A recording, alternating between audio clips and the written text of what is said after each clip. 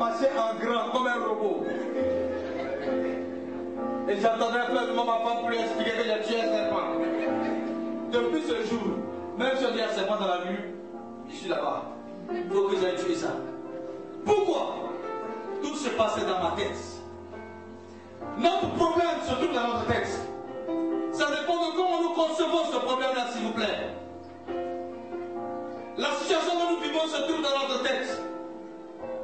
Si nous voyons cela comme un mirage, on va avancer. Mais si nous voyons cela comme un mur, on va se cogner la tête. Il faut que tu comprennes cela, bien-aimé. Jérémie n'était pas maso pour aimer la douleur. Mais c'est parce que Dieu l'a obligé à vivre cette situation. Dieu nous oblige à vivre cette situation. Quand nous nous faisons dans la bénédiction, il nous force dans la bénédiction. On prie, Seigneur, je veux ceci, Seigneur, je veux cela, il ne veut pas. Et on veut pas, quand il nous donne, on ne veut pas prendre. Il y a des gens qui prient, Seigneur, accorde-moi tel don, Seigneur, accorde-moi ceci, Seigneur, accorde-moi cela. Quand il envoie, tu ne peux plus prophétiser. C'est pour cela qu'il y a des gens qui sont là pour déposer. Sinon, tu n'as pas besoin de. Ainsi parle l'Éternel, tu n'as pas besoin de ça. Tu peux t'arrêter. Ainsi parle l'Éternel, et puis tu donnes le message. Mais si on a poussé les traîner, lutter, casser les chaises avant de donner, c'est parce qu'en nous-mêmes, il y a une résistance. Cette résistance doit quitter notre vie, s'il vous plaît, afin que nous voyions la gloire de Dieu se manifester dans notre vie. Ce que nous voyons, c'est ce qui nous arrive. On passe le jeu du travail, et puis souvent on dit, là, il ne peut pas travailler d'elle, c'est plus grand. Qu'est-ce qui est plus grand? Toi, tu es comme et puis tu n'es pas grand. Il faut que tu saches une chose. Dieu nous a fait grand que ceux qui ne le connaissent pas. Donc cette place-là, c'est pour toi, c'est pour moi aussi. Non, moi je veux seulement faire petit truc. Hein. Tu peux ne pas avoir de diplôme. Tu peux ne pas être aller à l'école, mais tu peux être quelqu'un de très riche. Si toi-même, tu consens devenir riche. Mais s'il te dit, il sera à l'école, il peut rien faire, il va s'asseoir comme ça, il va attendre, tu vas attendre. Je parle par expérience. Je parle parce que je me suis posé plein de questions concernant ma propre vie, concernant la vie de chaque fidèle, sur chaque église où je passe.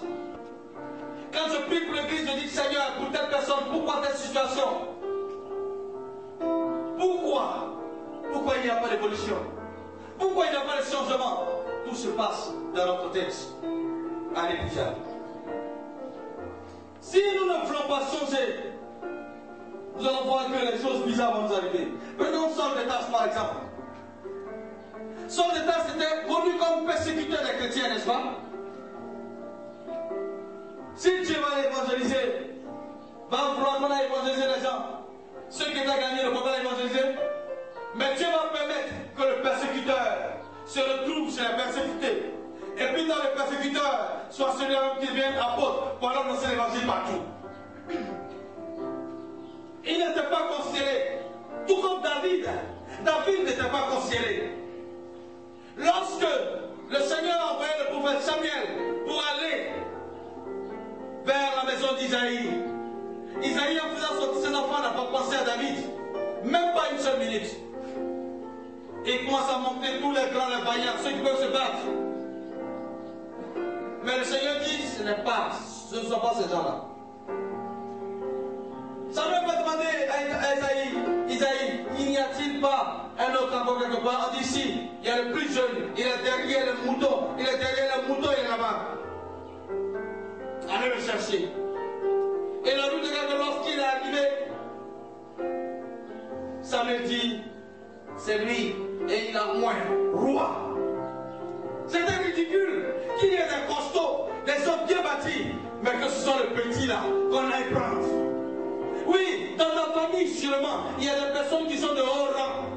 Il y a des gens peut-être qui sont en train de babo, d'autres peut-être qui travaillent à Lazare, d'autres peut-être qui sont ici en tant que de grands directeurs. Mais quand tu vas vers eux, ils ne te connaissent même pas. Ils ne te voient même pas dans le film. Peut-être que c'est des gradés de l'armée, mais ils s'en foutent de toi, tu n'existes pas. Parce que dans le plan, tu n'es rien. David n'était rien dans le plan de ce combat.